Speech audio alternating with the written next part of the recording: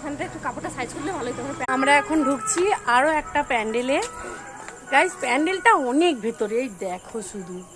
আমরা যাচ্ছি তো যাচ্ছি হেঁটে হেঁটে, কিন্তু ডেকোরেশনটা এই যে দেখো, পুরোটা ডেকোরেশন দিয়ে জাস্ট মন ভরিয়ে দিয়েছে, হেব্বি সুন্দর।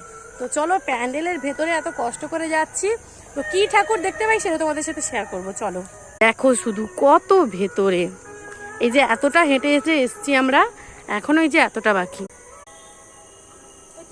ওই যে দেখো ফাইনালি আমরা চলে এসেছি। আর এই যে দেখো প্রথমেই একদম গণপতি বাপ্পা, দেখো দারুণ ডেকোরেশন।